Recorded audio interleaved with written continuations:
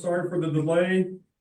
Technical improvements, which have been requested multiple times in the past year, have been made. Unfortunately, they were not functioning properly at this time, but our technical IT people are on top of it and we're ready to go now. So good evening, everyone.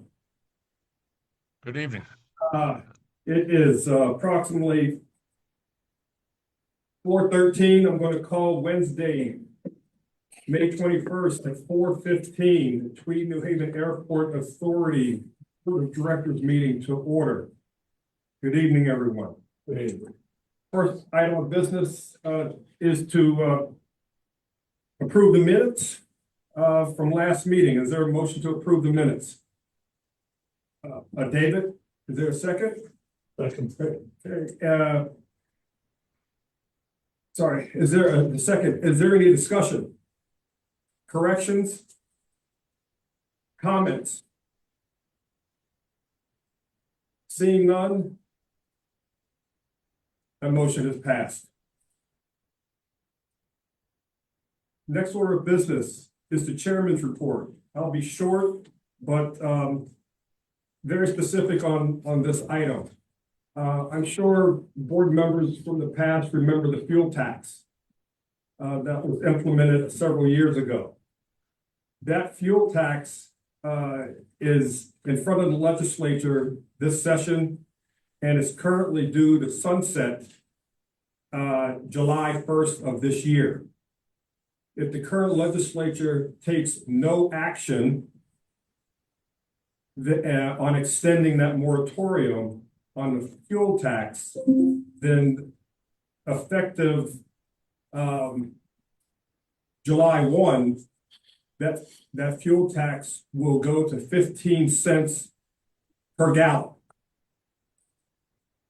We being the authority, are looking at clarifying some language in the current statute, which will more clearly define the distribution of those funds once they are received. Are there any questions around that? What do you expect? The tax goes to the state? The tax actually ends up at the CAA. Okay. This meeting is being recorded.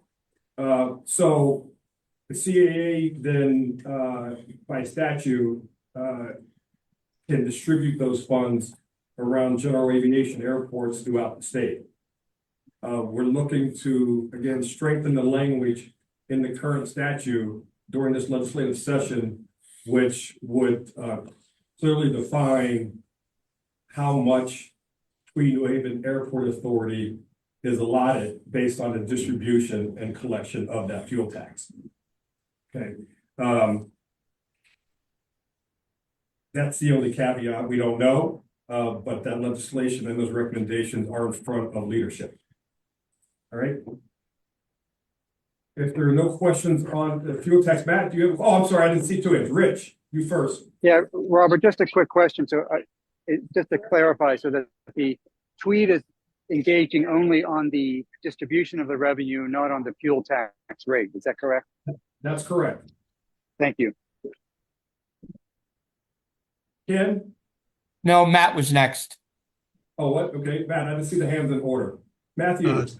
Thank you for allowing me to participate in the emeritus role. It was my understanding for a number of years that we were entitled to receive the fuel taxes. It was some matter of potential misunderstanding between the former director of the CAA and Bradley International Airport, where we were not receiving those funds. And allegedly, we are the beneficiary of those fuel tax funds by statute. I don't know if Tom or Hugh might want to comment on something like that. And thank you. If I may, Please. Matt, you're absolutely correct. I think it's a question of the mechanism that needs to be in place in order to get that to us. And that's what we're looking into. And clearing up the ambiguity language that's there. Matt, were you frozen? I don't think so. And just a quick follow-up. Those funds come to the authority. And I understand they come to the authority. Are we under any obligation to share those with our partner, New Haven LLC and Airports? I believe, go ahead, Tom. There's language in the agreement that establishes the 4 areas where that money could be spent. When it, again, under definitions of different types of revenue. And I believe it's it's capital, it's the authority operating budget, air service, and repayment back to the lessee for any subsidy.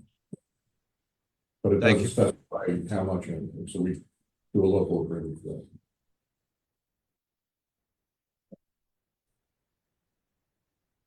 Ken, Matt pretty much asked the questions that I was concerned about. What is the tax now? What's the percentage of the tax right now?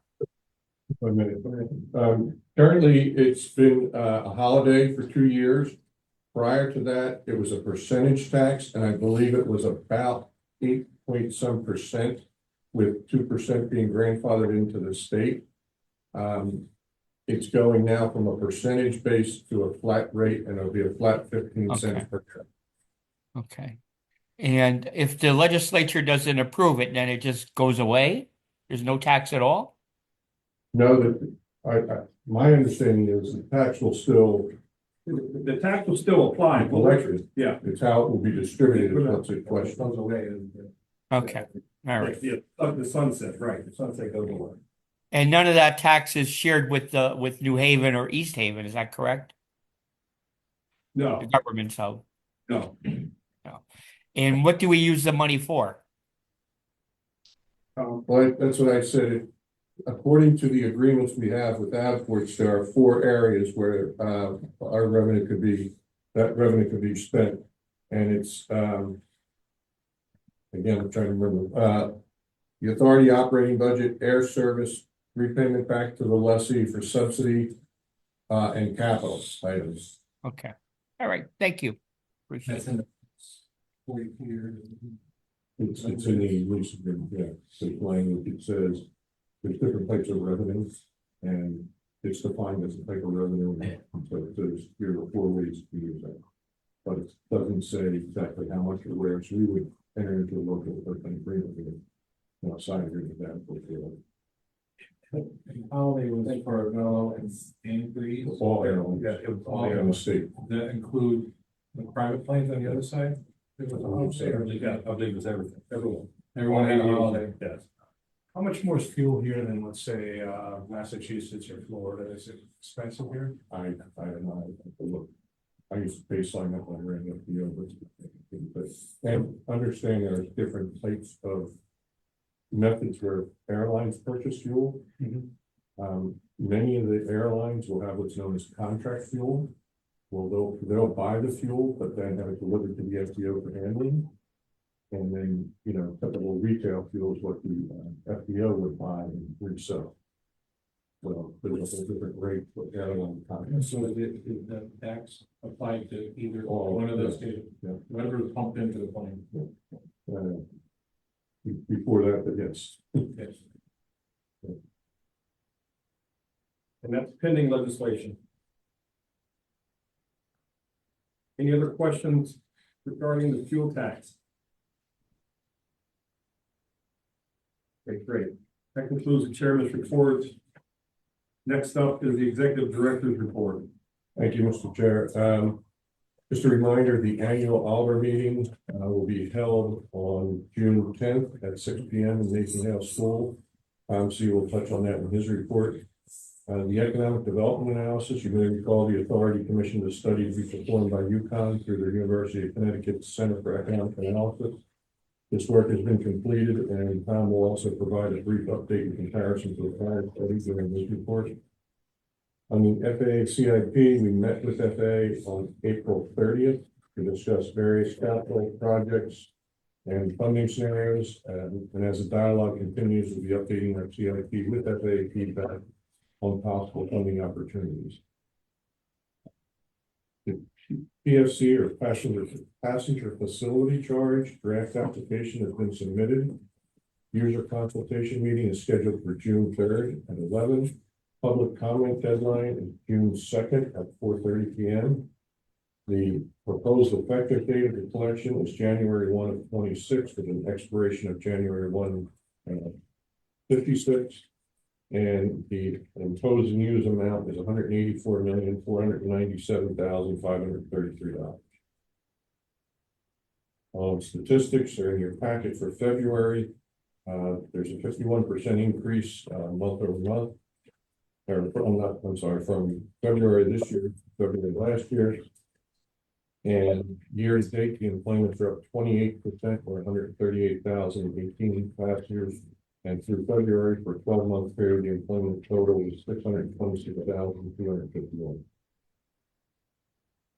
That concludes my report. All right, thank you, Tom. Any questions for Tom? Yeah, looking at the employments, and obviously there, some are higher or lower than we had a month, let's say this February, last February. Do we have it by like flight too? Be interesting to see. I just, Tim, go by flight. Yeah, because if you increase flights, Flight. obviously you got more. Oh, yeah. people flying. By flight, no, probably not that level. You might do it by like the destination, city pairs. Yeah, but I mean, like now you got two planes flying, two different people flying, you know. Yeah, two he has a flying to difference Orlando. between the Obviously, you're available, gonna have more. So, you know, how is that? but how's it split out? We Yeah. don't, I don't believe we get that level of detail from their carriers. So obviously, if they're not, Daily, yeah. but we don't get. and if they're not filling the plane, they're gonna cancel, but I'm just curious to see. Not supposed to do that. Be curious to see how by flight, what. Yeah, unfortunately, the numbers we get from BTS too, just something. Yeah.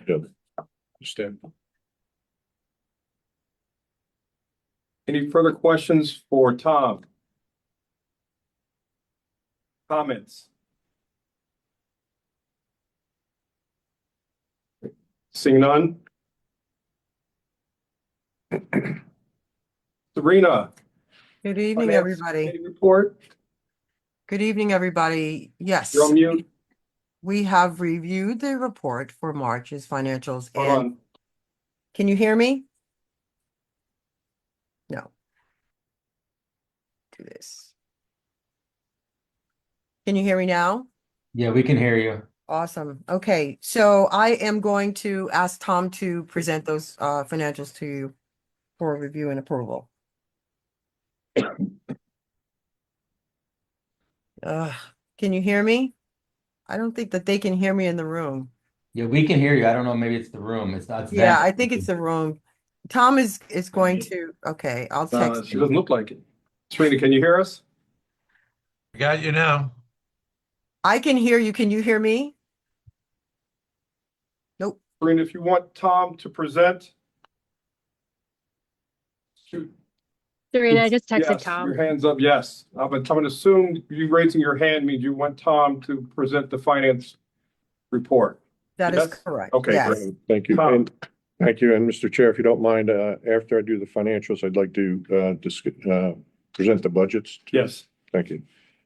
So on the airfield account, the revenues for March, due to a credit received for the foam changeover. Just sorry to interrupt. I think we may not have audio.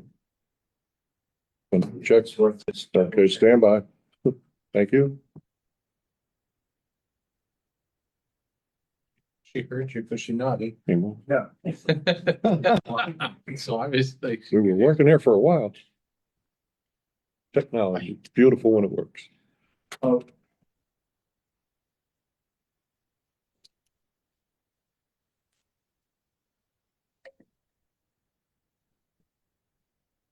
Can you hear us? Yes. Yes. Can you hear us? Okay, now. We Yes, got it. back. Okay, we're back. Thank you. Sabrina, are you back online? He's muted. Okay. Can you Okay. hear me? Yeah, we Yes. can hear you now.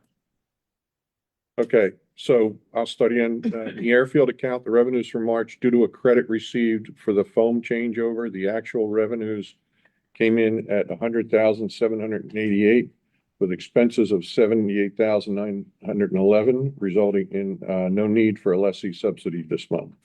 Year-to-date actual revenues, excluding the 1.5 million subsidy, were $820,000 better than budgeted by 481,757. The expenses in the airfield for March, the actual expenses, again, due to the foam credit, came in under budget by 252,134. Year-to-date expenses of 2,330,924 below budget by $648,489. In the admin account, the revenues for March were below budget by 16,639. Year-to-date actual revenues of 518,710 are below budget by 219,589. Expenses in the admin for the month were 24,829 over budget. Year-to-date, the actual expenses are under budget by 208,268. Actual net results for the admin fund for March were negative $32,585, and year-to-date at this point, we're a negative 59,439. On the balance sheet, the fund balance at the end of the period is 322,848, and overall liabilities and fund balances are 1,214,938. Any questions before I go on to the Yeah, budget? so the credit, what's that from? I'm going to try to explain this, but Jeremy may know better. When they had to do the change out of foam, they had to pay for it, but then they get a credit back. So they had to, State grant. it's a state grant that comes in. Oh, okay. So it's kind of shown as a revenue and expense. And then, you know, we're climbing in our negative balance there. Yes, we know that. Some of that is some outstanding payables that we have reimbursements to come in yet. Okay, But Brett is keenly aware of it. So because I did mention, you know, we start off the budget you just, in the hole, right? so, So now we're even more in the hole. well, and again, budget is a tool. Yeah. Actual is where we gotta measure it to, so So it's a slow. And our actual is worse than we're. then we project, yeah, so That's my, that's your point. Yeah. as soon as reverse, I'm- come in, be able to true up. But it's still on reverse. Okay. Yeah. I noticed most of it's in the legal area. Yes, Or two. yes. All right. Right, Tom? Okay, on the budget, I'll do the admin and Jeremy will do the airfield. We circulated the budgets to the board for comment. We hadn't received any comments. If we have some that need further discussion tonight, we can postpone decision on this until next meeting. But ideally, I'd like to have a motion to adopt the budgets tonight if we could. In the admin side, the main driver for both expenses and revenues are the reimbursable costs associated with the bond issuance for the terminal project. There was very little spent in this fiscal year. We're anticipating about $170,000 in expenses in the next fiscal year associated with that. Additionally, other expense projections either have a minimal percentage increase, while some of the revenue items are projected using the latest actual information that we have or as identified in the remarks column that are provided in the budget sheet. So I'll be glad to try to entertain any question you have on Okay. the admin. And I probably asked this last year and I didn't have time to go back and look at my notes. But the other reimbursable expenses, C, what is that? For us, that's typically like cell phone costs or, office costs. Right. I'm sorry, wait a minute, you said other reimbursable? Yes, it says reimbursable expenses, other C, category C, I guess, whatever you want. Yeah, The last one there, 7,000. We had no actuals this year. Apparently.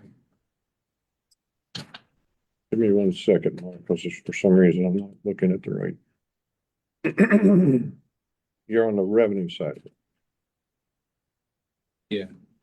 Right, Yep, okay. yep, sorry.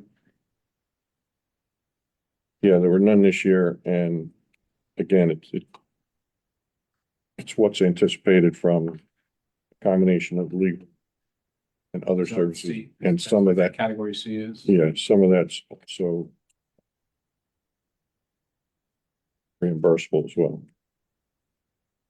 And then the only one was a consultant for capital projects. We had a budget in there for the last couple of years. Yeah, that's, Didn't spend anything. We're putting 30 in there.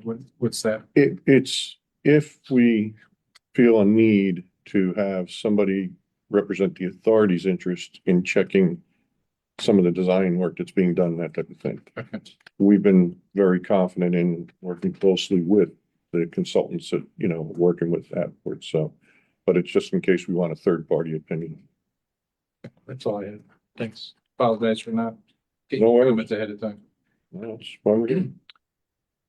Any other questions on the budget proposal?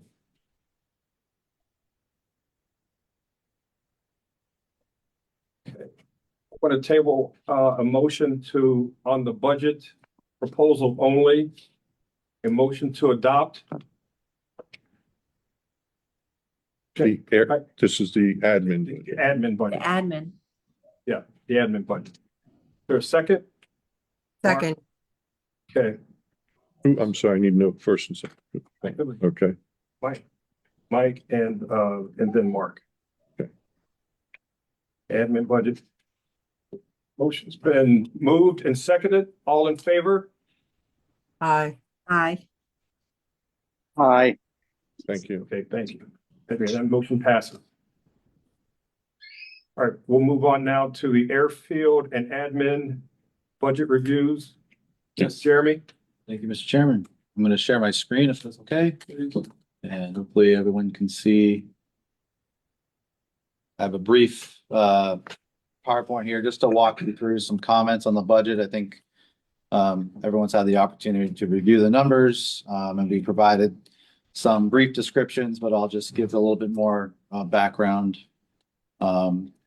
Just to give you an understanding of where the source of our budget, we're forecasting growth into FY 26, serving over 30 markets with both Avelo and Breeze, with an average of 30 air carrier operations a day. That's both arrivals and departures. And we're forecasting over 700,000 employments. So that's a total of 1.4 million people coming through this facility for the next fiscal year. Looking at the revenues, again, not going to get into the numbers because you have those, but the fuel flowage, that's reflective of just the increased volume that both Avelo and Breeze, just Breeze actually. Avelo does not pay a fuel flowage fee, or no, a landing fee. They don't pay a landing fee, fuel flowage. So it's a consolidation of both Avelo and Breeze's fuel flowage. They pay, I believe it's 3 cents a gallon. Landing fees. That is a reflective of Breeze's addition to the operation, as well as some increase to GA activity. I did want to note that in coordination with the authority, our landing fees are now collected by a system called Vector. Previously, Robinson Aviation collected landing fees from GA, and then we collected directly from air carriers. We still collect from air carriers. However, Vector is a very sophisticated system that bills the operators directly and then remit us the payments that they collect, and they take out a small service fee. And then the lessee funding, you will note that there's an increase in that, and that's covered by Avport. So anything that is over and above what's covered by the authority, Avport's covers. And those are tied mostly to airfield expenses related to runway maintenance, some payroll, staffing improvements, requirements, and then any contingency that we feel that is appropriate. Jeremy, if I can just jump into one key thing to remember when you look at the numbers too. We moved from what was known as a non-hub airport to a small hub category, which has certain implications with regard to regulatory, and that's why there's some additional personnel too. Mm-hmm. So looking at payroll, some areas of focus, just with all the people coming through here, the increase, we've been focusing on incremental improvements. You can't do everything all at once, but this year we've identified several positions that we felt were critical to providing the best level of service and safety here at the airport. One was the addition of an assistant ARF manager who's solely focused on aircraft emergency response. We also have a position, an emergency operations manager, scheduled to start in January of this year, that we will begin to look to fill that role.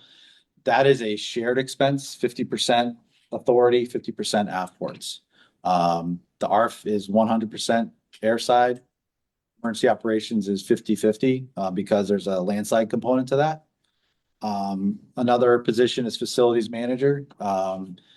Just with this place is getting a lot of use, a lot of systems that are aging. So having someone that is has that skill and background to not only manage the maintenance of those programs, but also being able to do some of that more of that in-house and have some savings there. So that's a 50%, 50-50 share or allocation. Additional finance associate.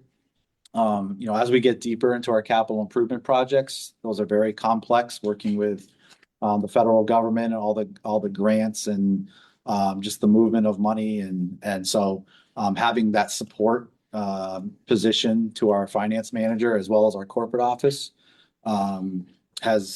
we found that to be necessary at this point. And then we've added a badging specialist to support we have one badging person that distributes all the badges here at the airport. We have over 1,000 people badged at this airport. So working with TSA, there's a lot of auditing and just strict regulatory requirements we have to follow. So having that person share that load is crucial for us. So those are the main positions that have been added to the budget. Everything else on the ARF side, Index C last year, we hit Index C last year. Those numbers have not changed. It's more just the support of that staff, the training, and the daily management piece. And then supplementing the personnel, obviously with those increases, there's also medical dental premiums have increased just based on the markets. We have awful 401k, we have health insurance, which employees do pay into, and then drug testing, physicals for our personnel, which are costly, and then hiring, background checks, drug testing. All right. Next, okay, I already talked about personnel. Oops, sorry, I'm zooming in instead of changing my slide. Okay, here we go. Okay, so I touched on this, but just some justifications. It's an increased focus on safety management. We're really looking to improve our coordination with the city of New Haven, city of East Haven. We do annual tabletops. We do every 3 years, we do a full scale exercise, but it's going beyond that. That's what's required. But we want to start doing some quarterly exercises. And we're doing a lot of work with state police, the TSA, law enforcement, and it just takes someone just focusing on that without any other distraction. We've had some incidents in the past where we just learned that we just need that additional assistance in those areas. Facility maintenance, I talked about, growth complexity of finance and capital and regulatory. Administration side, as our employees go up, we have, obviously uniforms.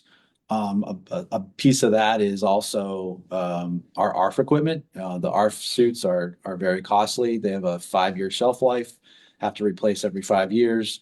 Everyone's a different size and shape. So those are about $5,000 a piece. I think that was the last I knew. So there's a lot of that goes into that piece of it. There's insurance. Obviously, we have market increases.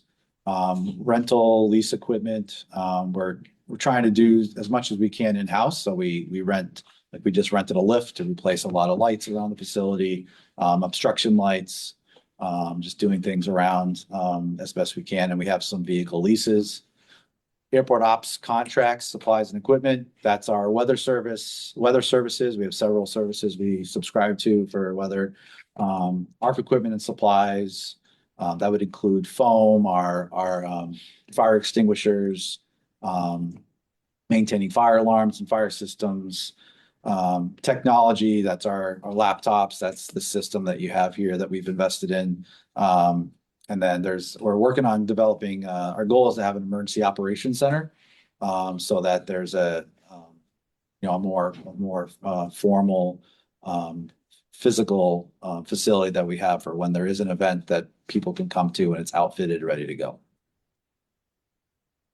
And that would be a role of the emergency operations manager, that he would undertake, is developing that and continue to develop relationships with the surrounding law enforcement and emergency services. Travel transportation, we do a lot of in-house training, but we also send our staff out to 40-hour ARF training at various facilities around the country. There's some state-of-the-art programs in Dallas, trying to think of some other areas, but every year we have to send our staff out for an 8-hour burn. Some of those are done locally within the region, but then the 40-hour courses, we don't send everyone every year, but we try to send a handful of people to those. And then there's some professional development for the administrative staff as well. There's the management fee for our operations and management agreement. Moving into facilities, there's just what it costs to run the airfield and the operations. So that's, telecom and internet, water, sewer. Obviously you have electric, there's gasoline, and diesel, which I will note, we do provide air carriers and the FBO with fuel, and they reimburse us for that. So it's a service we provide to help them to reduce the amount of time they are going off site to get fuel. So there is a reimbursement in that line that we track. Maintenance and service agreements for HVAC and other systems. That's for the air side. So that's the ARF building, the maintenance facility. Security, maintenance, so that's CCTV, subscription services, access control. Environmental services. We have a contract with the USDA, and we are, working to increase their presence here over time, and that's as per recommendation by the FAA. Just with the increase in commercial service, we have a greater sense of need for that, more ability to help us manage especially the larger wildlife. Deer is always a challenge to keep at bay, but then there's obviously bird activity, and part of that role is building relationships with local wildlife attractants that are in the area within 5 miles of the airport. So that takes a lot of time. We're also going to be doing a wildlife assessment, which will look at all the different types of mammals and birds that are in the area and help us find ways to mitigate and ensure we have a safe operating environment. And there's glycol collection, tide gate maintenance. And I think I got one more slide. Vehicle maintenance. We have a growing fleet, especially with our snow removal equipment, and we'll be adding more vehicles to that in the coming years. But with that, there's replacing broom heads and plow blades and so on and so forth. And then there's airfield general maintenance. Again, I mentioned the runway is nearing the end of its life cycle. And so between now and the time that we do our runway rehab, it's just necessary for us to be very proactive and staying ahead of any further deterioration on the runway. So we'll be doing some areas, some full depth patching and repairs. That also includes vegetation management, airfield de-icing supplies, replacing sign faces and lighting. And then we're looking to do an improvement on the taxiway Bravo Charlie intersection to increase the turning radius for aircraft, that it's a little tight. So air carriers have brought that to our attention that needs improvement. So that's in the budget as well. And that is my brief overview of the budget. I'm happy to answer any questions that I can, and if I can't answer the question, I will give you a response either at the next meeting or I can respond to you in writing. Any questions for Jeremy? I want to say thank you, because last year I had a lot of questions. This year you put a lot of stuff down, and I appreciate the briefing, so Thank you. thank you. So I have a question. I'd like to explore that emergency operations center a little bit more. Is it the intent that you're going to open up a separate location within the facility here that's going to be manned specifically for EOC? Right. And will that be staffed independently than day-to-day ops that you're? Right. It would be an independent from the day-to-day. We've started the conversation with the city of New Haven about a year ago. And now that it's in our budget, we'll be working with them and East Haven to get their feedback on and have them help us kind of build that out, what it should look like. So we're not doing it in a bubble, but we've hired some folks that are that have the fire background, so they're well versed in that. But we'll also be working with the local authorities to build that out. What's the timing for that startup, sir? I would venture to say, Put yourself in a hole. yeah, no, I mean, probably, Q3, Q4 of next year. Now we have some other hired, just items that we're working on, but I would say by the end of the fiscal year. Again, we're not looking to build it out to 100%, but it's just starting to get the foundation basics in place. Yeah. And then as we move to the East Terminal, constantly looking on how we can make sure that it's in the right location and has all the right tools. Great, thank you. Any other questions for Jeremy? Great, Jeremy, thank you. I think we're going to move on to the airport manager's report. I'm sorry, I'm sorry. could we get a motion to adopt that, or you want to continue it, whatever? Oh, no, absolutely. Thanks, Tom. For that. Can I have a motion to adopt the airfield and admin budgets? So moved. Ken, second. Dave, Okay. any questions, comments?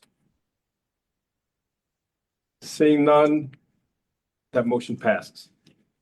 Thank you. Airport manager's report. Jeremy. Yes, sir. Okay, start with their side.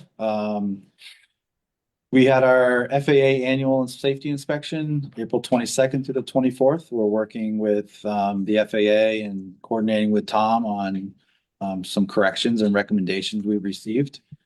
So we'll keep you advised on that, but we are, we've, again, good working relationship with the FAA, and it's always an opportunity for our staff to really understand, what the FAA's focused on. And then, we are, again, always working to make improvements. And so we are closing that out here with the FAA over the next month. Airfield painting, we have that in motion, and we anticipate that'll be completed by June. That is one item just to mention, based on our budget numbers, we do have some high ticket items yet to fulfill for this fiscal year. So, it might seem like we're a little bit under budget right now, but, just painting the airfield can range from $150,000 to $200,000. So that is, that's in the works. We also have some sign panels to replace and a few other miscellaneous things. So that's in the mix. You may have seen in the news, we did have a taxiway excursion here at the airport. I believe it was Sunday evening on May 18th. It was right here at the intersection on Charlie and Delta. And we get a lot of rain, and the ground was a little soft.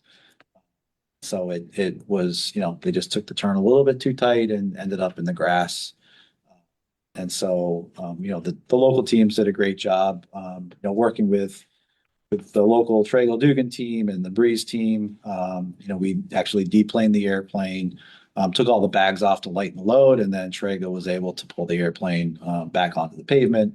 No damage, no injuries. You know, it was, you know, a little bit of a delay, but, you know, everyone took their time, made sure it was done, you know, safely, and there was no impact to or damage to the airplane. So that did occur, but it was, you know, very minor. And then just to give a couple updates, Tom asked me just update you on the runway, progress of the runway. We're still at about 95% design. And then we're continuing to work with CT Deep. We submitted our application on April 28th, and Tom's going to give you a little bit more information on opportunities for public involvement. That is, we remain kind of in, you know, standby until we hear more on our deep application. That's the conclusion on my air side, and then there's happy to take any questions there, or I'll go to land side. Yeah, go to land side. I do have a question. Well, can I ask a question? Oh, sorry. I'm sorry. Can I? No, that's all right. Jeremy, was there a cost incurred for pulling that plane back out of the grass and onto the pavement? And if there was, who absorbs that cost? Right. So in this case, it was done by Breeze, their local ground handler. So we Okay. did not have to bring in an outside vendor to do that. You know, I guess the cost was, if anything, was just some manpower on our side. But you know, It was minimal then. yeah, not yes, correct. Okay. Thank you. Sure. Great. Any other questions for Jeremy on the air side operations? You know, actually, one more, if you don't mind, Okay. on the airfield operations. Now, Jeremy, how often do you do periodic drug testing of employees? I mean, I listen to the public and I hear some rumblings about, you know, drug use, et cetera. I'm not saying it's true or it's not true, but do you do periodic drug testing of employees there at We Tweed? do. We do. And we do random drug tests, and those are generated by a corporate office. And then, you know, if there's ever a suspicion that an employee, you know, may be Right. at work under the influence, we would immediately send them for drug testing. I would just say I know what you're referencing, and Right. I can tell you those employees are no longer with us. I'm not saying what the, you know, if the accusations were true or untrue, but I can just give you that information. And if I could just add one more just piece of detail to that and what you're referencing there, Ken, that's also, I think that was about 3 years ago. Oh, As well. okay. And I think there's more to the, you know, the story unrelated Okay. to the issue at Listen, hand. it's just But a certainly question I anything needed to very, ask, very that's all. seriously. Yeah, I'm not being accusatory or not at all. ready to No, fix. we you know, we appreciate the question, and you know, there is always more to the story, but I can tell you that, you know, we have Listen, zero I know tolerance. that being in government and politics for 25 years, I know there's two sides. I understand. Bottom line too is we're required to have a drug-free workplace. It's a grant assurance, and they've got to demonstrate that. All right, thanks a lot. Sorry to trouble you with that. No, That's all right. I've been called up sometimes. Okay, any other questions on the air side? All right, seeing none, we'll go to land side. okay, I'm trying to share again.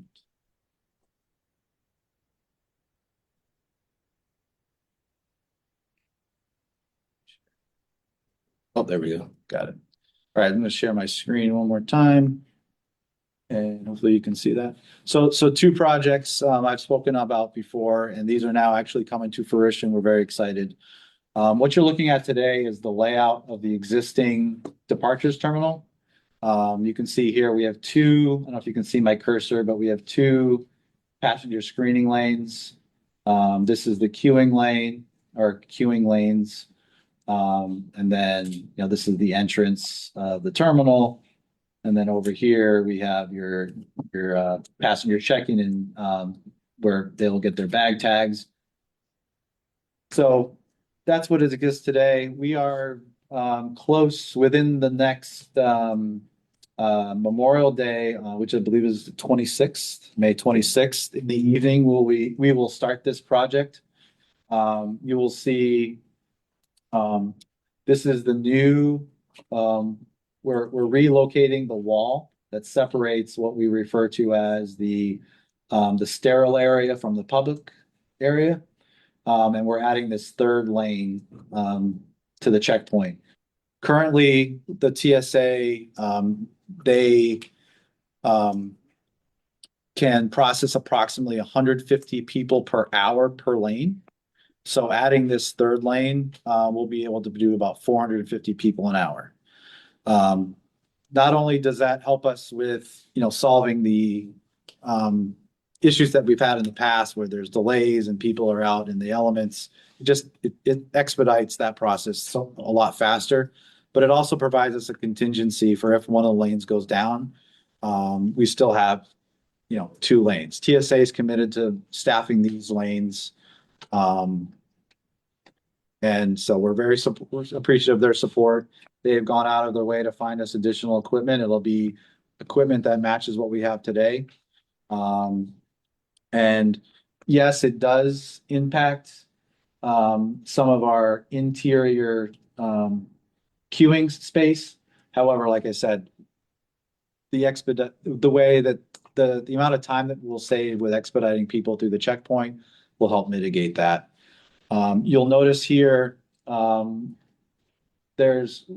have a plan in another application. The current application we have with the city only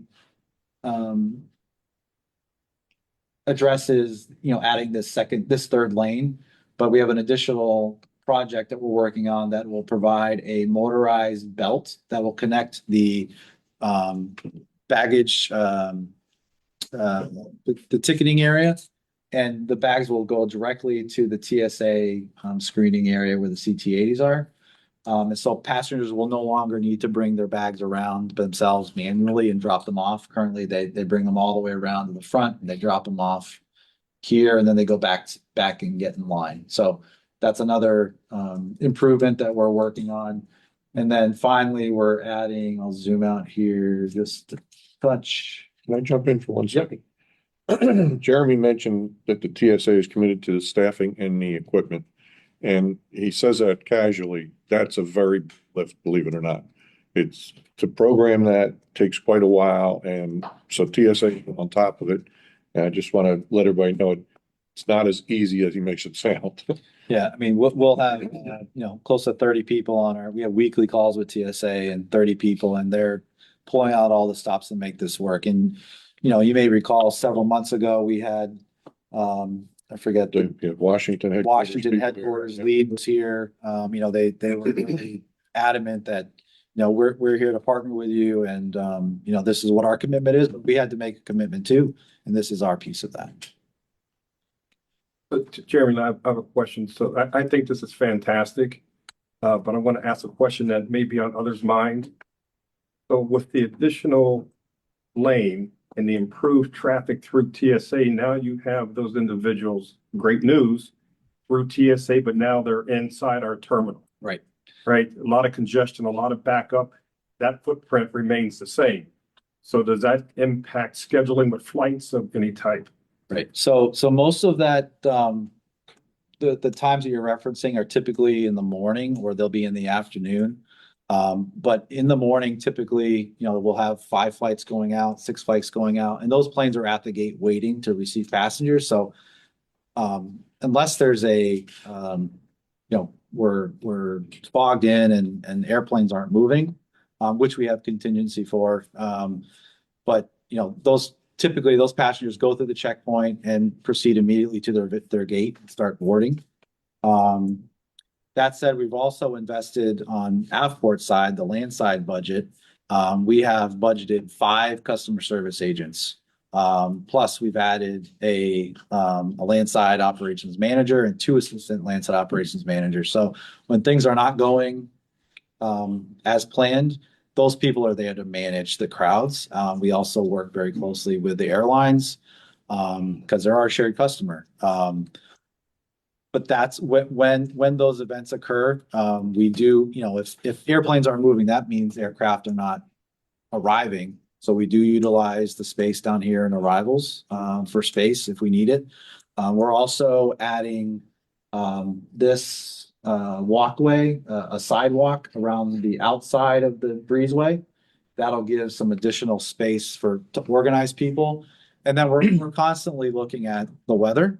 So if we're expecting a high volume day where it's going to be 3,000 passengers or more, maybe a little less, or we got Memorial Day weekend, we're bringing in tents, right? So you may have seen we've had some awnings out temporarily to help keep those people sheltered. And you may notice when you drove in, or you'll see it when you drive out to the at the entrance to the ticketing trailer, we just installed an awning outside to give some additional cover. So definitely something that we're every day our team is looking at weather, how is that going to impact the operation, and what's the contingency plan, what do we need for staffing, and then we're again making these steady improvements to keep people additional shelter outside of the corners of the terminal. Thank you.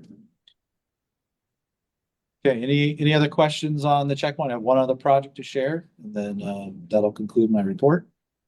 All right, what you're looking at here is on June 3rd, tentatively June 3rd, weather permitting, we are going to begin restriping of the arrivals terminal, the lanes outside the arrivals terminal. And that's been done in coordination with the city. You can look out the window here and see the roundabout project is well underway. They've completed concrete work. They have all the curbing in, and now I think they have some additional curbing on this side of the street, as well as some signage, and then restriping that you see here in this picture out on the road. But inside the fence line, we've spent the last 3 or 4 years living with the traffic, and we've tried multiple different methods for managing it. Some days traffic will be out the front, and it is it's challenging because currently today traffic comes in the front entrance and then wraps around in front of arrivals. So they'll drive down this lane here up to the stop sign, and then they'll pull a U-turn essentially, and then stage in front of the arrivals terminal. We're not your typical airport when it comes to staging vehicles. Most airports have a 0 stop policy. Here you have to have a little bit of leniency. That's why we have New Haven PD partner with us. They're a big presence and a biggest provide us a lot of assistance. But what we've identified is the opportunity to have just one way in, one way out. So now all the traffic will come in the front entrance. They'll stage similarly in front of the arrivals terminal in lanes. We have separated out our commercial traffic, our taxis, our lifts, but all of the traffic will exit here at the roundabout, and then be able to disperse in whichever direction they need to go. But that's just going to reduce all the congestion that we currently have in front of the departures terminal, which you can see we're restriping over here in the corner, bottom right-hand corner. We're restriping the traffic, but now we're not going to have that merging of traffic in the front. It's going to be a lot safer for pedestrians, and just again, further expedite the drop off, the passenger experience. So that'll be happening again June 3rd. We're going to be sealing the pavement, starting with like a fresh slate, and then we'll be restriping on June 4th. And then our contingency dates for that are the 10th and the 11th of June.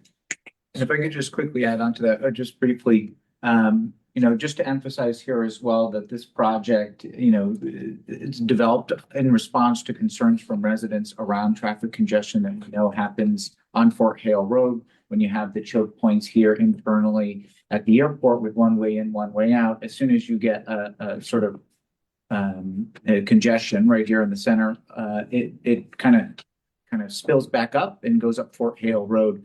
And so the addition of the second exit, the installation of the roundabout and the reconfiguration of the traffic patterns is going to reduce the overall traffic and congestion on Fort Hale Road and just allow us, plus with the TSA scanner and all the other improvements that are being made, just increase the overall flow and efficiency of the traffic coming in and out of the airport.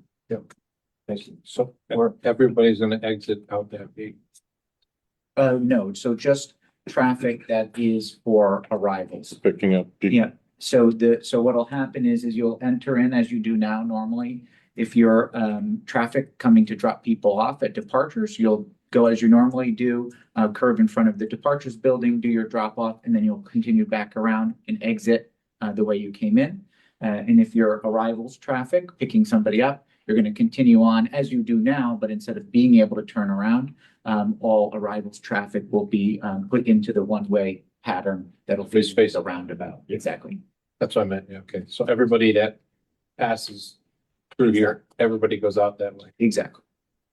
And we will have a landside coordinator staffed at that exit all the time. And then obviously using police as supplement when we need to. We'll also have, typically it's a minimum of 2, more than often than not, it's 3 people helping us manage the traffic flow. The reason why I asked is I thought when that was first proposed that was gonna be an intermittent gate to be used, but now it's gonna be full-time gate. That's right. And is the city planning on re-signing Fort Hale? Yes. So with your striping dates, with your rain delay projected dates, what's the projected opening date? As soon as we're working with the city to have a better update. Last we spoke to them, I think we were 2 or 3 weeks out on their end. So if we're able to stay on schedule, we should be ready about the same time. And our project is, we won't open the gate until that roundabout is 100% ready to go. Sure. Oh, yeah. Any questions for Jeremy? Does it matter? Well, I have something to tell. Oh, can you mute, please? It's you. Thank you. Any other questions for Jeremy? Okay, seeing none, Jeremy, thank you. That was very well done. On to the airport or the leases report. I covered all my items, Tom. Yeah, so thank you, Mr. Chairman. Good afternoon, everyone. So what I'll do is quickly run through some partnership updates and activity over the last month. Then I'll move into some community updates, our DEEP application, and then what I'll do at the end, and all of you should have, and we'll include certainly in the board minutes as a follow-up, just a 2-pager here that covers a recent economic impact study that was commissioned by the authority. So just to start us off, we kicked off last month. We welcomed the East Haven Royal Rangers here for a tour of the airport, and so there were a few Rangers pursuing their aviation merit badge, came in, had the opportunity to tour our operations control team, get a behind-the-scenes look at how the airport runs. So that was just a great opportunity to connect with the East Haven Royal Rangers. We also attended the East Haven Chamber of Commerce's Business After Hours and joined them again just last week for their annual Chamber Awards, which was a great opportunity to connect with some community leaders, partners, and learn about the many contributions that awardees have made to the town of East Haven. We also had an exciting week earlier this month representing the airport at the state capitol during Arts, Culture, and Tourism Day. And so alongside, several dozen other organizations, we helped advocate and promote Connecticut's $18.5 billion tourism economy, which was a timely conversation as we prepare to welcome more than 175,000 out-of-state travelers through the airport this year across over 30 destinations. We carried that same conversation around economic development, CBIA's Connecticut Business Day, where we tabled alongside other state businesses committed to driving economic growth across the state. And just yesterday, we hosted our annual career fair in partnership with Workforce Alliance and New Haven Works, welcoming over 100 local job seekers to HVN where the attendees had the chance to meet with employers here on site, learn about open roles and explore some exciting career paths in aviation and beyond. And I'll point out, which is relevant, to the report I'll give on economic impact, which is that we employ over 500 people here at the airport across all tenant companies. And as Jeremy mentioned earlier, over 1,000 people who are badged and involved in the airport experience and the airport economy.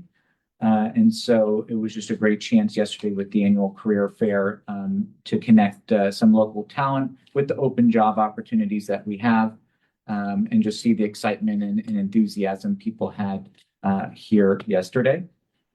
And so just on community meetings and outreach, we continue to engage in productive one-on-one and group conversations with neighbors and residents on a range of different issues, and most relevant, including around our recent submission of our permit applications to CTD relating to the new terminal construction and runway extension. And so as many of you saw, we put our application in, and that kicks off the whole permitting process over the next year or so. And subsequent, to that application, what we're going to do is roll out a series of meetings just to increase transparency and understanding for the community around that process. All the work that goes into the environmental mitigation and strategies as part of the new terminal construction and runway extension. And so we'll certainly be sharing those details as they become available and we set that schedule. The last one on community updates. So as Tom mentioned, we've scheduled our annual Ward 18 community meeting, which will take place at Nathan Hale School on Tuesday, June 10th from 6 to 8. That agenda will include updates on our expansion project, as well as discussions on traffic, parking, noise, and air quality. And the meeting will conclude with a Q&A session focused on current airport operations. And so I have sent that alert out through all the appropriate channels, and certainly encourage all Ward 18 residents to join us at that annual meeting. That was my quick run through before I jump into the economic impact study, but just wanted to pause in case there were any questions. I do. Yeah, go ahead. Unfortunately, I've been asking for quite a while, as I've been a member of this board, for a community meeting to take place in East Haven. I'm Yeah. asking again. I don't know why it's not being organized and happening. You're doing a meeting at Ward 18. I mean, East Haven is going to be a big part of this project. And again, there's no community meeting for the people in my town. And it's quite disturbing, to be honest with you. Without any doubt, and I don't want there to be any question about it. It is absolutely our priority and our objective to have meetings in East Haven to engage with the community, which of course is the community we're moving to. And so what you'll see with the series of meetings that we'll have around the deep application process is that most of those will be scheduled in East Haven, because it is an East Haven project, of course. And of course, in the meantime, we still straddle 2 municipalities. In the Ward 18 meeting that we're hosting as part of our lease and development agreement. Yeah, And so something that we host annually specifically for that ward, but just don't want to leave any question about our commitment to having meetings in East Haven and engaging the East Haven community. but Tom, if I may, Ken, Yeah. as Tom mentioned, it's that Board 18 meeting is a requirement in the agreement that Avports has with the authority, but it's also a requirement in the agreement that the authority has with New Haven. So that one particular meeting is a legal requirement we have to do. Yeah, no, The I have others- no question I have no But issue like with the Tom meeting said, of Ward 8. They're But gonna be doing a number of them in East Haven with the upcoming, deep process, so. okay. I look forward to attending that meeting when it happens. Thank you. Any other questions for Tom? On the community engagement? All right, Tom, economic impact. Great. So as I mentioned earlier, you should all have here a 2-pager, which really just covers a comparison between the 2 economic impact studies that we now have. The first one being conducted in 2020 by a company called Flair Consulting. That was a study commissioned by Avports. The more recent study commissioned by the authority was conducted by the University of Connecticut Center for Economic Analysis. And so what these two studies do is look at the overall growth and expansion of the airport and what that means for job creation, economic development, and all the ancillary benefits that come with the growth of this airport. And so while they were developed 5 years apart, they used different models to look at different variables relating to the airport's growth. And so what you'll see here, and there are a lot of numbers, a lot of kind of data points here, but just to kind of walk us through at a high level, again, different studies looking at different variables. The Flair study, which was conducted in 2020, used a static model. So that looked at 1 million employments, and that includes all jobs created as a consequence of the airport's growth. Whereas the UConn study uses a more dynamic model. It's based on our current employment levels, which are roughly 670, 700,000. And focuses on jobs that are only created in New Haven County and in the state of Connecticut. And so that's where there's some discrepancy in the job numbers. One looks at Connecticut only, that's the UConn study. And then the other one looks at total job creation, which could include jobs which are created out of state, possible, companies or workers traveling in to participate in the airport economy, construction, et cetera. The more recent study commissioned by the authority from UConn also accounts for additional future impacts. And so it does some scenario planning with the construction of a new 200-bed hotel. It also looks at the emergence of the eVTOL or air taxi service and the increases in medical tourism that would come from continued growth and expansion of this airport. And so together, what these two studies do is really just show this substantial economic impact of a growing airport. Not only the growth that we've already experienced, of course, but the growth that will continue to unlock with the construction of the new terminal. And so some of the high level findings, the most recent study, over 9,000 jobs, $2.1 billion in economic output, over $270 million as well in construction impact. That's the Tweed Plus scenario. That's the one that looks at the future focused impact. So that's the eVTOLs, the hotel, medical tourism. But even on a conservative scenario, which the UConn study also provided, it still shows that we're projected to support almost 2,500 jobs by 2029 and reaching over 5,000 annual jobs in New Haven County alone. By 2060. There are subsequent economic activity tied to construction, generating over $100 million in impact by 2030. And then just kind of walking through very quickly the last two bullets there, 2027, driving over $440 million in total economic output. That's statewide, with the lion's share of that economic output being concentrated right here in New Haven County. And then again, looking ahead to 2032, and this is the advantage of the UConn study, which is really oriented towards long-term planning, looking at 2032, even 2060, conservative estimates show state level economic impact rising to 480 million. Again, the bulk of that being concentrated here in our county. And then by 2060, those figures increase to over $1.3 billion statewide. Again, the bulk of that happening right here in our county at $1.15 billion. So just to kind of wrap it all together, of course, the long form study is also available. This is just aimed to provide a helpful overview of the comparison between the two studies, what they both look at. But the mainline point here being that kind of whatever way you cut it, the growth of the airport, lifting the limitations we have on the current terminal, moving into a new terminal, modern infrastructure, the ancillary benefits across all sectors, all industries is really positive. and is of course a reflection of a lot of the conversations that we have every day with industry leaders, tourism leaders, members of the community.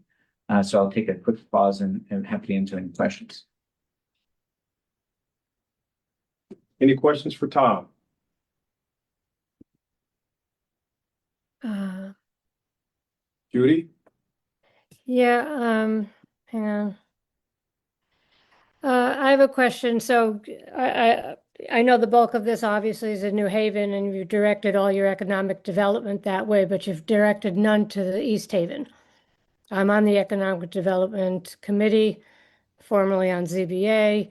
I don't hear anything coming from this board, as Kenneth also often points out, directed to the potential usage you want from us and what you're doing on this side of the border, so, shall we say?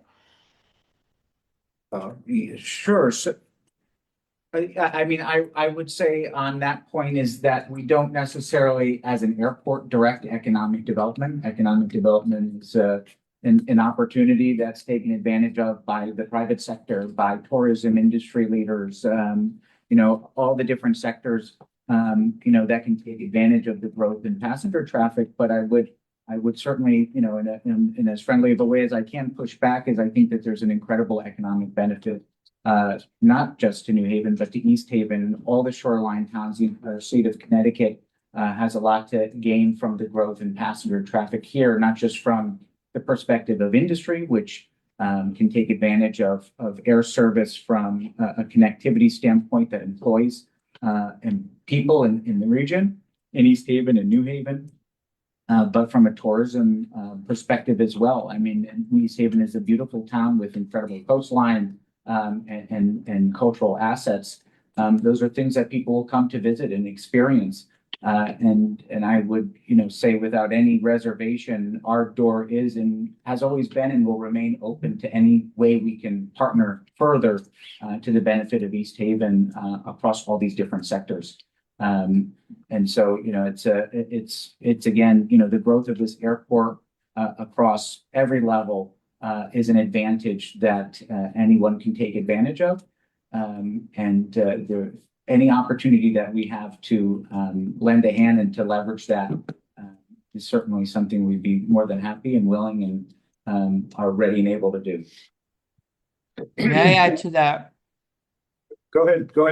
Kim. No, Tom, if you remember, maybe a month or two ago, I went into City Hall, Judy, and spoke to Rich Coppola. You remember him, the old sportscaster on Fox and Channel 8, and how he works now in the mayor's office in economic development and human resources, and gave him some thoughts about taking advantage of the traffic that will be generating from the airport into East Haven, and came up with an idea or two. My main idea is fly East Haven, dine East Haven, and reaching out to businesses in town, restaurants, etc., to generate some traffic and some business. And if you remember, Tom, I don't know if you reached out to him yet, but I suggested that you do, or if you haven't already, and start thinking about that once the terminal goes to my side of town. Yeah, so I did reach out, and so that offer still stands to Rich and to the town. My background prior to this role is also in economic development, so I have a lot of ideas that I'd be willing to share. And again, our door is open, the offer stands and is there. Okay, thank you. I do want to point out, Tom, that there is an appendix 2 is about East Haven and the real estate market and the economic impacts there. So yeah, so there is a drill down on these economic impact studies as well that go by zip code. And I know it's a much broader discussion, but there is also a kind of hard number result as well that comes out of these studies, which looks at the job creation. And when we talk about the construction of a hotel, for example, as one of the variables that the study looks at,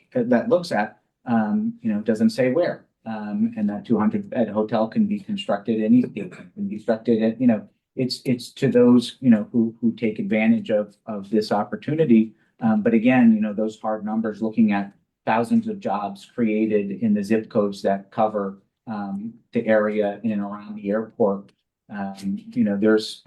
There's plenty of examples and anecdotes I could share. And, when it comes to what this means for economic development, but, there's a broader conversation around economic development, growth, industry, innovation. And then there's also just the practical consequence of our growth, which is job creation, it's construction costs, it's the hiring of local vendors. And that's what drives job creation and innovation in a more dynamic economy for So Tom, can I? East Haven and New Haven. Let me- But yeah, go ahead. I'm sorry. Let me, to interrupt, I apologize. But maybe you offer this up as a solution for Ken and Judy.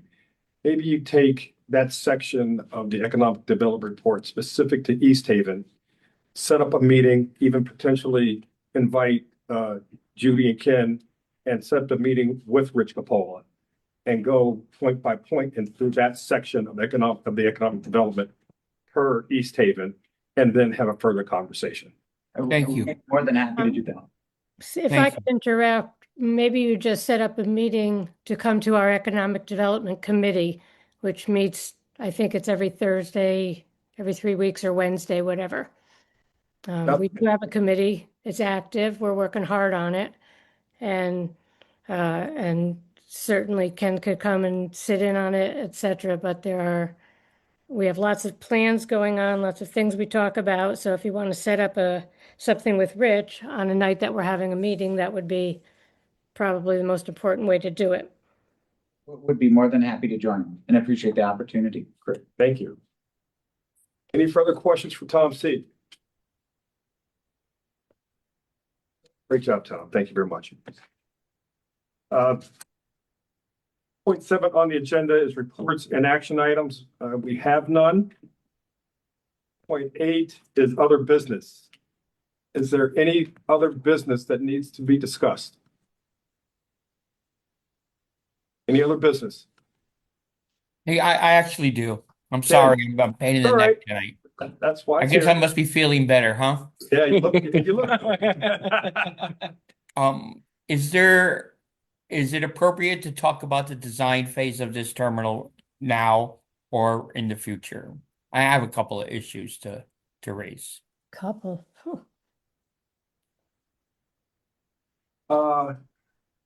Yeah, I mean, why don't you tell us your questions? And Yeah, I if we're will. able to answer them or not, then we'll respond. The most important one for me is in the meeting we had, I won't get into detail, was entrance into the airport.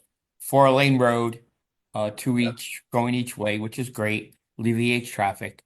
But again, if the flooding issue isn't resolved on Coe and Short Beach and Hemingway, the designer, and we all know this, the traffic will go down Thompson Avenue into the terminal area for parking for passengers, etc. So that Thompson Avenue again is residential. I got an issue with that, and it's 2 lanes, one way in, one way the other way. So what you're doing, or what we're doing, is just taking the Fort Hale road problem, the Burr Street problem, and moving it to Thompson Avenue if that road floods and it's not corrected, and that's an issue. Second thing, and I'm not asking you to address that right now, but I would certainly think about that because, again, you know what you're going through on Fort Hale Road. You don't want to recreate the monster on Thompson Avenue, I don't think. Second thing is it's minor, but to me it's important. It's aesthetic. The design, part of the design said on the building or inside the building, "Welcome to New Haven." I'm not being selfish here. Well, welcome to New Haven Airport or whatever it may have said. This is a regional airport. Not only New Haven's airport, not only East Haven's airport. It's regional for all the surrounding towns that are involved. That should say, "Welcome to New Haven County Airport." So it's just not New Haven. Honestly speaking, I'm getting a little tired of New Haven, New Haven, New Haven. I'm getting a little tired of it. Second thing, part of the design, the gentleman said they would have murals or large photos of important points in New Haven. Again, we need a little love in my town. And I think other towns need a little love too. And so I'm not begrudging New Haven for having, the New Haven green mural. But what about East Haven? What about Branford? Matt, what about Guilford? What about Woodbridge? What about North Haven? What about Sure. Orange? What about Hampton? Each town should be represented inside that terminal. It's a community partnership of all the surrounding towns, and every town should have a little piece of the pie. Yeah. Matt, what do you say about that? Yeah, and I completely support that. This is a regional effort, and it is regional benefit, as we just heard, in terms of the economic impact. And I think it's a fair expectation that we involve most of the communities that are supportive and impacted by this transportation hub. Thank you. Ken, if I may, Mr. Chair, I'm sorry. Go ahead. Ken, thank you very much. That's what we're looking for is comments, and I appreciate that. I don't disagree with any of it. What I would like to do is solicit comments one last time from the board between now and the next meeting, so that at the next meeting, we can get some concurrence on moving forward with the 60% design, addressing comments such as the ones you just made. That's right. So thank you. You're welcome. Thank you. I appreciate it. Understanding. Great, thank you. Great, Ken. Any other comments on Ken's points? I think we might just want to add on some of the traffic concerns as well, that there's a whole process. Yeah. That will. Yeah, we'll follow up on it. I want to make sure that there's no other comments. Considering other ideas along those lines to address it too. So Ken, to your point, as Tom alluded to, we don't have the expertise in this meeting right now to talk about the traffic and Understand. the flooding. But we'll take your comments and get those experts to reply. But Okay. everything that you mentioned, is well noted, and I think we all agree that your comments should be included and taken into consideration in the further design of the terminal. Thank you. Any other business? Any other new business?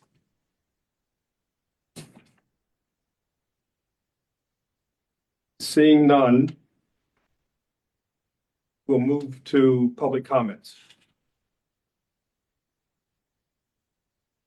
Yes, you have public comment? Yeah. Okay, just 1 second, I'll call you.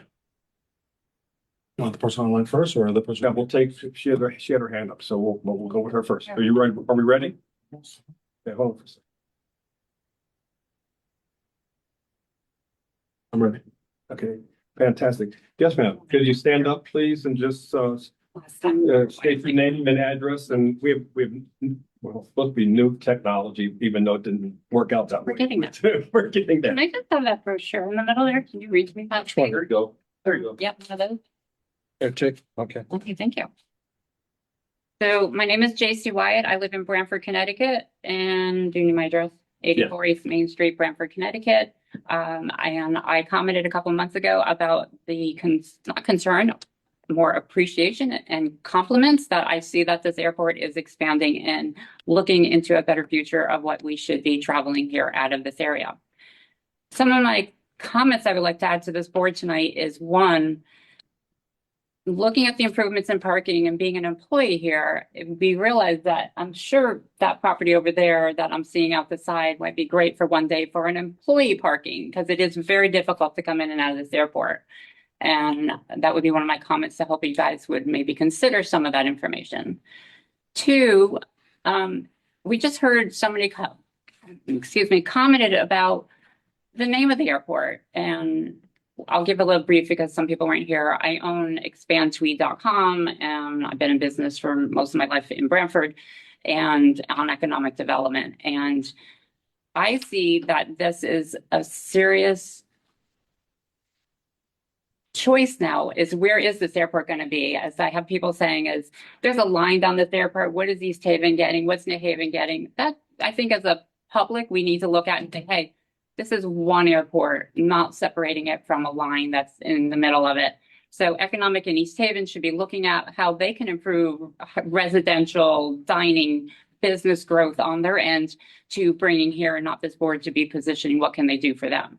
The second point of that is, we should name this airport differently. I have on my board, I have a drawings of this airport and information beyond what your guys are doing right now to go farther and bigger, how, you know, I-95 can be connected down here, rail, but we should call it Twin Harbors Airport, in between New Haven Harbor and the Branford, and a Doug's solution not being called the New Haven Airport. So that is one of my other comments that I would like to suggest. And the other part is, now that I see this drawing of the airport and working here, is there any reason, or can somebody tell me why this is being drawn up with no jet bridges? If Avella wants to keep operating out on the ground at the new terminal, that doesn't seem like we're moving into the future of this airport. And this drawing that I'm seeing in the resident of most of these drawings show no jet bridges. And if Breeze is the only one using a jet bridge here at the terminal, I would hope that that drawing, or whoever did these renderings, need to start looking that Avella shouldn't be the only one that's drawn in White Plains. 30 seconds left. And I would like to make sure that in the comments, that if you are looking at starting comments on the airport, we should have jet bridges down the future. Thank you. We'll go back and forth, if you don't mind.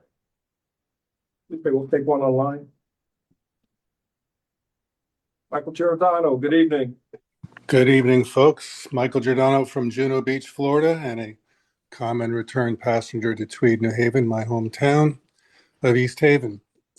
It's interesting, the last couple of comments, because I think for the first time in history, maybe Ken and I are on the same team with the renaming of the airport.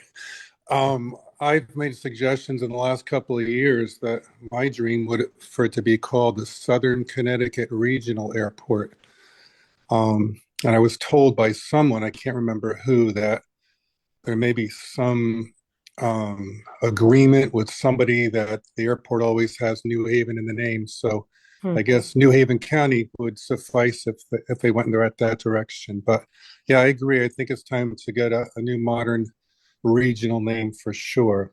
Secondly, wanted to compliment Jeremy and the team at Tweed, all of you for that matter. If you remember back in January, I was quite displeased and made public comment about the operation around Christmas and New Year's with the terminal situation and overload of flights and passengers and people out in the elements.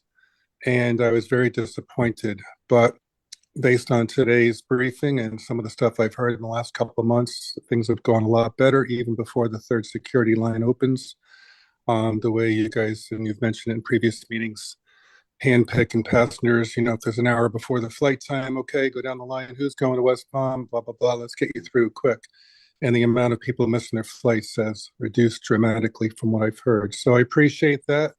Obviously, we're sort of putting lipstick on a pig, trying to keep this old terminal going as long as we can before the new one's built. So thank you very much for listening to the concerns of some of your favorite fans. And as some of my dear friends affectionately refer to me as Johnny Avello, I want to tell you that Johnny Avello is very pleased. Thank you very much. Thank you, Michael. In the room, please. Good evening. I'm Ann Watkins. I live in New Haven. You can't call me Johnny Avello. Please. I'm on Avon Street in New Haven. And I don't have recommendations for renaming the airport. I think what I'm struck by this evening is what we're not talking about, what you all aren't asking questions about. So perhaps you're having those conversations in other places. But I'm struck by the fact that we're not talking about loss of tours to the airport or loss of visitors to the airport as a result of Avella's decision to run ICE flights. We aren't talking about a decrease in passengers on Avella flights.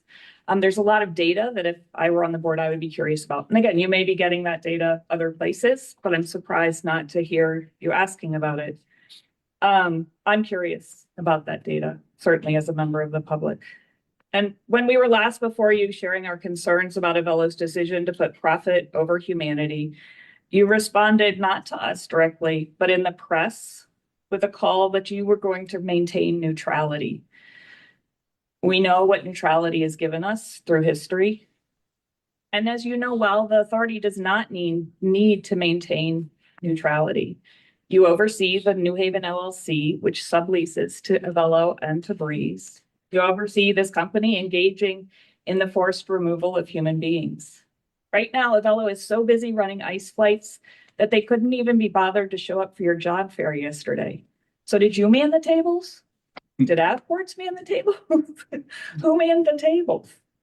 Who's picking up the slack while Andrew Levy and his cohorts at Avelo repeat the same tired statements about being committed to passenger safety? Avelo has staked its claim not in serving families on vacation, but in removing and transporting people who are mothers, fathers, children, people just like you, just like me. People in 5-point shackles. People who could not be safely evacuated from a flight in an emergency. People who are denied basic humanity, such as eye contact, a greeting, food, water. We know in this time people are being removed against court orders. People are being removed without due process. People are being removed despite holding legal status. People are being forced into third country removals, going against international law and the Geneva Conventions. And you want to remain neutral. Since May 12th, 9 days ago, Avelo has flown 37 ICE flights around the country and to Guatemala. You, of course, have the option to remain neutral, or you can listen to the people of Connecticut and the people around the country and call out Avelo's actions as antithetical to the kind of business you want to operate here at Tweed. It's up to you. Thank you. Thank you.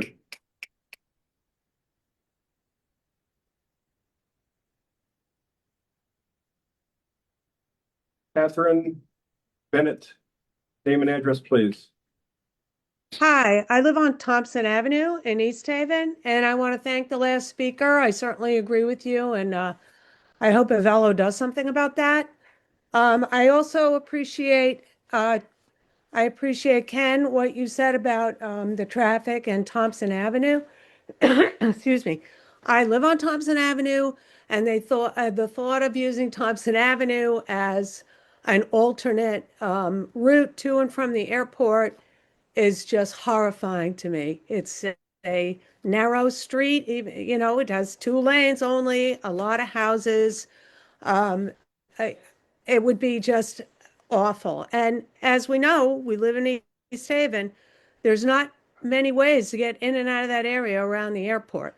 So if that's flooded, yeah, there's nothing you can do about it, and you won't do anything about it because you'll just let the traffic build up on Thompson Avenue. I don't see how you have another alternative.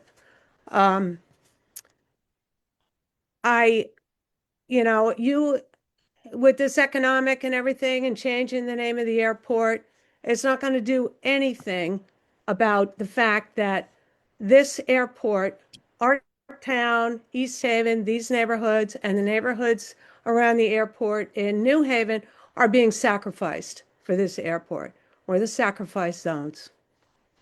I have another question about this passenger facilities charge. I had trouble hearing Tom talking about it. So I hope on your website or something, we'll get some more information. I think you said that there would be some kind of public comment on this. I do recall when this first idea came out, I did read over the passenger facilities charge and what you plan to do with the money. And some of the projects that were proposed were not on the original submission for the environmental assessment. So I would assume an updated or expanded environmental assessment would have to be done. Just one example would be that the changes that would come to Dodge Avenue, how that would be cut across where there's kind of a field now. And there were other things, obstruction removals. So I am wondering about that if you're going for this passenger facilities charge. You know, will you need a new environmental assessment? I'd like some more information on that. So thank you for listening to me today. I appreciate it. Thank you. Have a good evening. In the room? Yes, please. Okay, I sit here. Thank you. Name and address for the record. Yeah, Hope Chavez, and I am on Howard Avenue in New Haven. Thank you all for always making some room in the agenda for public comments. It's greatly appreciated. I actually have a couple of questions that I recognize this is not a two-way conversation, but a couple of questions that would really appreciate the board being able to respond to.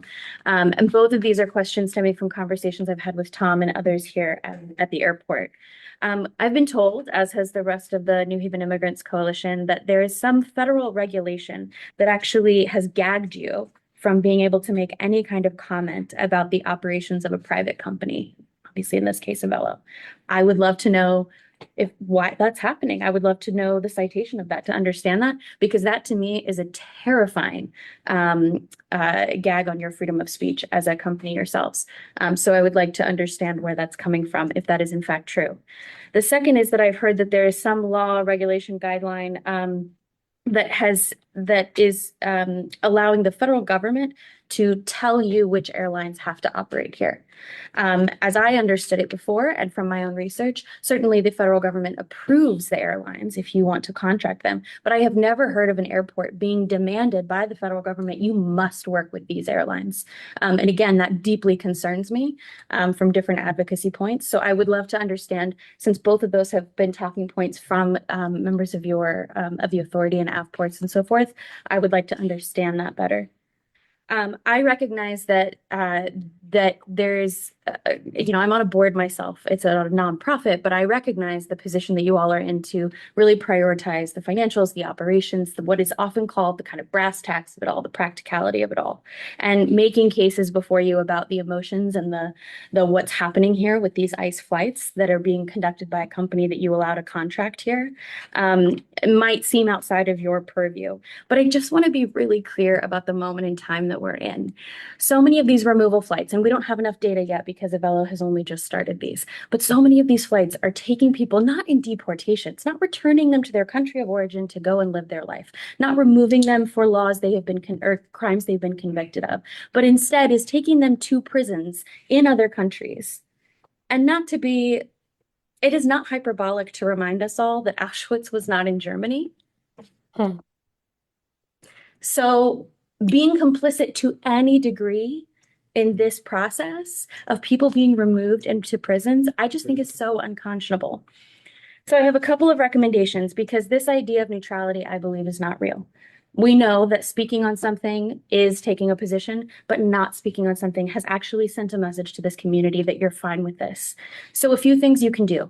You like research reports? I do too. Research this, understand this issue, add us to the agenda next time, add the issue to the agenda of, is this impacting your bottom line? How much are flights capacities decreasing? Host a town hall, a community gathering. That's very much in your wheelhouse. Gather the data for yourselves. Set up an anonymous external hotline for Avelo employees to tell you about what they're seeing on the inside. But it's not true that you can turn a blind eye. You are taking a position in your silence. Thank you. Thank you. Online. Oh. Hi, this is Fumika Mizuno. I live on Olive Street. Thank you so much for the opportunity to speak. I live and go to law school about 15 minutes away from Tweed Airport. I'm calling in because I'm counting on the members of the airport authority to take a stand against Avelo Airlines' decision to fly deportation flights. And here's why I think this is so important. As a law student, one of the foundational cases we learn in our constitutional law class is Korematsu v. United States. That infamous case upheld as legal the incarceration of Japanese Americans during World War II. If I'd been alive 80 years ago, I would have been one of the over 100,000 people imprisoned for years in a camp in the remote West. 80 years ago, it was trains that took people from their homes. Today, it's planes, including those operated by Avelo, that are taking mothers, fathers, artists, clergymen, people with dreams and families from their homes to mass prisons and detention centers without due process. I'd like to believe that if Korematsu v. US had come down today, people with decision-making power wouldn't say to me that they're choosing to remain neutral. I echo Hope's call to provide us with clarity, host a town hall, gather data and research, and understand what's happening around us. I also urge the airport authority members to recognize the power that you all have as public servants appointed by our elected officials. What the authority chooses to do here in Connecticut matters because of how important this hub is for Avelo. So this is a moment to show courage and to be able to say that given the choice of doing what was easy and what was right, you chose to do what was right. Thank you. Thank you. Any other comments in the room? Yes, sir. Yep. Hello, my name is Tate Lipchak. I'm a resident of Hamden, live on Town Walk Drive. And I'm a medical student speaking today. I'd like to speak on Avelo's decision to carry out deportation flights out of my hometown of Mesa, Arizona. As numerous reports have unveiled, the federal administration is dismantling our rights and undermining the legal system to kidnap more community members. And the airline that this board has chosen to mutually benefit from has decided to profit off of these inhumane flights. This has rightly sparked a national boycott movement of Avelo Airlines. Like the train operators that took people to concentration camps in Hitler's Germany, like shipping companies such as Maersk that continue to send weapons to the genocidal state of Israel, Avelo is also enabling fascism, using planes to ship people to concentration camps abroad, like at CICA in El Salvador. As a major hub for Tweed, Avelo depends on operating out of this airport for its financial viability. The taxpayers of Connecticut have entrusted the government and this board to use the public's money responsibly. Don't lie like you did in your statement, Mr. Chairman. This board has the moral obligation to not only denounce, but has the power to demand that Avelo Airlines stops the deportation flights now. So I just want to remind you of your responsibility to the community here in the greater New Haven area, and that there is a growing movement that is outraged by Avelo's criminal practice. As such, I also recommend that you hold a public input session or risk being complicit in the authoritarian corporate-owned government we live under. Finally, I would like to suggest random drug testing of board members here and board members across the nation, including at Avelo. I get why low-paid, exploited employees at this airport would do drugs, but I'm more concerned about the level of inhumanity of what's being committed in boardrooms like this. Thank you. Thank you.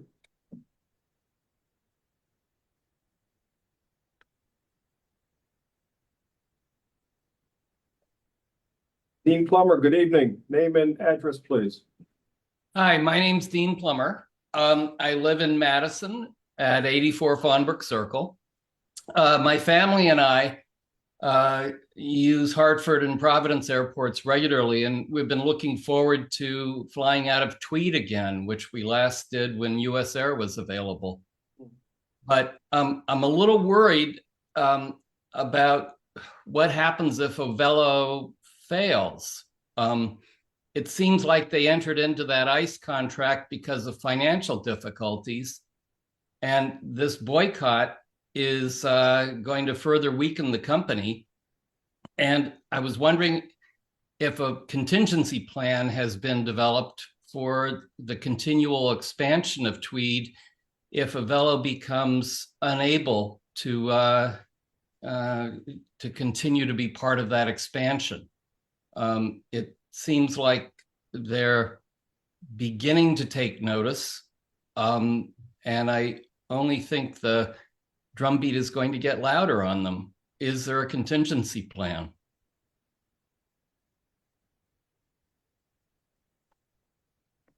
Thank you. Thank you. Any other comments in the room? Yes, Tony. Excuse me. Tony Laurenti, Briar Lane, Meriden, Connecticut, representing myself, a non-expert. In keeping with the theme of non-neutrality, I will remain non-neutral and a bit coercive to this airport board to operate with regard to efficiency, matters of safety, how tenant airlines interact with one another. near the speed that I bring an aircraft into this airport if I were to be a pilot. 150 miles an hour, spit out of the clouds at 300 from 300 feet to what's purported by many naysayers and non-experts to be a too short runway. There are operational matters of efficiency that I would like to see from a personal level addressed. I'm here to compel this board to move as quickly as possible towards gathering airport stakeholders, the ones who bring it in. My decisions and the decisions of my colleagues, dare I say, have great impact and reverberate in very significant ways. My goal is one matter, and that is safety, taking care of my crew, my passengers, and by default, the neighborhood. And those various folks who mock, pillage, monopolize, and destroy the opportunity to have a constructive conversation and ultimately benefit the entire region, I'm in your corner. My safety benefits everyone. I have numerous technical matters to address. This is, of course, not the forum. So again, I would compel the board to bring airport users and stakeholders together so that we can talk about various matters. One very specific that's been brought up that I would certainly advocate for is RNAV procedures, things of that nature that have multiple myriad benefit to not just stakeholders. I'm not here to concern myself of airline profit. It's my life and that of my crew and my passengers that's important to me. So seeing many of the things going on at the airport, I'm very pleased and happy. I'm happy to hear a debate about the name of the airport. But there are matters. Jeremy brought up a recent occurrence that relates to it. Better use of the airport has a better impact or less of an impact, shall I say, on the residents and bringing it of a concern. Just make sure that I have my points. And there are contingencies to the last caller. It's called another airline. There's already one here. There's about 5 others that operate the same aircraft type that would be happy to come into this proven market. Sure, we can someday become Cincinnati, St. Louis, and Cleveland. Let's hope that we won't, but New Haven has proven itself thanks to Avelo, be that as it may. Thank you. Thank you, Tony.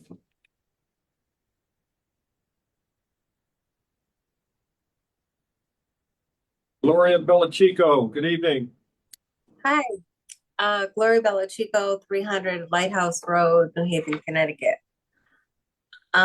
I just wanted to remind you guys to bring some chairs, extra chairs to the Nathan Hale meeting so you guys don't have to sit on the stage this time. I'm trying to lighten up the mood in the room there, but seriously, it wasn't a good sight. Job, Gloria. Okay, thanks. Yeah, and also the East Shore Management Team meeting is the same day as the Nathan Hale meeting. So when it's scheduled next year, I'd appreciate it if you picked a different date or, you know, something along those lines. What I have to say seems so like unimportant to what everyone else is on a rampage for, you know, with the Velo. I care about things in this neighborhood. I'm sorry, it sounds kind of selfish, but go Avelo. Regarding the roundabout, not only does it take all the arrivals through that gate, but also all of the cars in Lot C. And I don't think that that was mentioned. And as far as the extra parking lot that's across the street there was a cease and desist done by the city of New Haven for cars there. It's wetlands or something. So no to the workers parking there. And Carlos, can you have them take down the stop sign on Dean Street so they don't have to stop before they enter the roundabout, because that's not the way the roundabout's supposed to work. And that's it, and hope to see everyone at the meeting.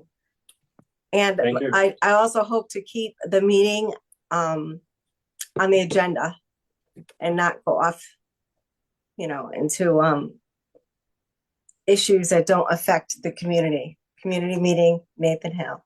Thank you. Thank you. In the room. Additional comments? Yes, sir. Reverend Jack Perkins Davidson from Spring Glen Church in Hamden, Connecticut, also a resident on Santa Fe Avenue in Hamden, Connecticut. I want to say I'm rooting for Tweed to succeed. You clearly are on a growth momentum. That growth momentum is in some ways dependent on the success of Avelo. Avelo's president has said explicitly, Avelo's viability is dependent on this contract with ICE. So statements about neutrality really don't hold up. Because if you need Avelo to be successful in order for Tweed to be successful, you are inherently not neutral. And plenty of theologians and deep thinkers and social justice leaders throughout history, Desmond Tutu, Theodore Roosevelt, a wide range of folks have various versions of some statement that in situations of injustice, there is no such thing as neutrality. So I want to tell you a story about that people engaging in that non-neutrality. This coming Sunday, May 25th, is the 64th anniversary of a significant moment in history for our local community. Our church had a minister named Reverend Gaylord Noyce, who was also a member of our church for 5 decades before his death. And he was at a bus station in Montgomery, Alabama, as part of a movement called the Freedom Riders. You all may be familiar with this movement to desegregate the bus system. And he and 6 other individuals sat at the lunch counter that had been legally desegregated the day before, and they were arrested for causing trouble. I imagine that the bus terminal felt like they had no power to change the way things are. I imagine that the bus terminal authority and board felt like they had no stake in this fight, that they wanted to stay out of it, that they wanted to remain neutral. And now here we are, how many decades later? And I would bet none of us would see Reverend Noyce as the bad guy in that situation. 30 seconds left. So my hope is for you all to take hold of the power that you have, to take to realize that you are not neutral in this. So take a stance, at the very least, put us on the agenda. I want you all to take note that I am the only clergy here tonight, but 2 weeks ago, when there was a protest out at your front door, there were at least 24 clergy out there. That's 24 congregations across religions that were represented. I'm sorry that your community engagement officer isn't here right now, because when have you had a community engagement event that has attracted 24 congregations across religion and their concern? The community, these are not radical extremists. These are not some fringe people from the community raising lots of noise. 24 mainline congregations across religions are concerned about this issue, are concerned about this topic, want to see you address this issue, want to see you address this topic, want to see you take action to put pressure on Avelo, to make sure that our success here in Tweed and in New Haven and in East Haven and all of the surrounding communities is not built off of human suffering and unconstitutional deportations and kidnappings. Thank you. Thank you.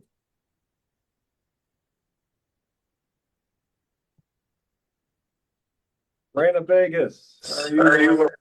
Oh, God. Hi, my name is Lorena Venegas and I live in East Haven. And I want to start this comment by saying that the minutes from last month don't reflect what I said.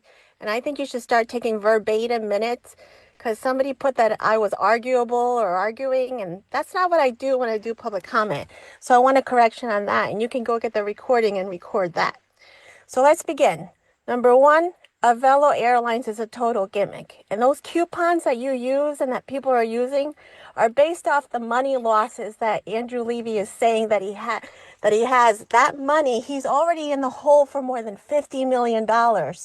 And this board has a responsibility to uphold American values. Robert Reed, as a person of color, you have not done that within the last year. You know you've already violated bidding processes where persons of color were excluded from bidding processes. And now you're continuing with a silence while already gloating that you're the chair on your LinkedIn profile. Things like that are wrong, and it gives off a very bad impression. This board has approved other things that are not working. The environmental suite package that you purchased for $250K on noise has not worked. Why didn't you have Fred from the UConn CCEA here to explain the economic study? Because you posted a study that was not legible to the public that I pointed out this week. And when you have Tom Cavalier with no credentials trying to compare the FLAIR study, which we disproved because that used national real estate data that was not pertinent to East Haven, that study was already flawed and proven flawed in the year 2021. Right now, you have trailer trash right there at Tweed Airport. The woman working there, you're working in trailer trash, and East Haven has no zoning regulations. We don't allow trailer trash in our town. Okay, you can keep it over there in New Haven, because this is a debt that New Haven created through bad planning. We don't go for that here in East Haven. You need to include East Haven, and you don't in the 43-year lease. It's a gimmick by Avports. Avports has a 43-year lease that already failed. They tried this in Westchester County Airport. Westchester County was smart enough to say no. Gary, Indiana, they signed a lease for 40 years, and after year number 8, they told Jorge Roberts, no more of you. And now Coeur d'Alene in Idaho, thanks to us, said no more 40-year leases. 30 seconds left. Because the local municipalities have to pay over 10%, and for East Haven, that's $40 million that we don't have. You're plainly lying to everybody. You're creating bottlenecks of traffic, bottlenecks of passengers, bottlenecks of money that you don't have. The budget that you approved tonight for 2026, you don't have that money. You're not going to have any projects, and you're not going to have any permits. And those stats that Tom said on jobs for 2029 of 2,500, you're not going to have a terminal by 2029. The stats that he read are based on wrong assumptions and wrong data sets by the UConn staff too. You are wasting a lot of money, and you're not giving what people need and want, which is facts and truth and true and clear planning. This is a disgraceful board, and I've told Joe Zullo as state rep and Paul Ciccarella as state senator that the state statute for the Tweed Airport Authority has to be changed. We need true representation. Necesitamos mujeres latinas, educadas, educated Latina women belong on this board. Enough of all these men making all these decisions. You're making the wrong decisions for every mother, every grandmother, every aunt, every sister, every daughter in Connecticut and now in the United States. Están haciendo mal. And Jorge Roberts, you know it. You get to eat all the lobster you want for free based on federal monies. Andrew Levy gets to fly for free on COPA, gets to fly and eat for free on federal monies and fuel tax breaks. While East Haven taxpayers, we're stuck. We're stuck with your bad and poor decision making. No, I deserve a seat on this board. I should be the chairperson of this board. No one has read any document like I have. I have read the 43-year lease. I have read the 3,000-page environmental assessment. I have read the Connecticut Deep application and the 8,000-page assessments. You have not. You have not read the traffic studies. You have not read the wetlands applications. You don't know that you don't have a vegetation management plan. You don't know all the pesticides that you're using on your property and all the damage that is doing to not only East Haven, but the whole ecosystem. And now you want to make it a regional flag just for East Haven to pay up and shut up? No way. No. Así no se hacen las cosas, ni en América ni en ningún lugar en el mundo. El mundo no funciona así. has been. And I stand by all the immigrants. All of you are immigrants. Thank you, Lorena. Thank you. Your time is up. Your time has expired, Lorena. Thank you. Especially you, the people of color. Okay, good. Thank you. Anyone else in the queue? Give it a minute.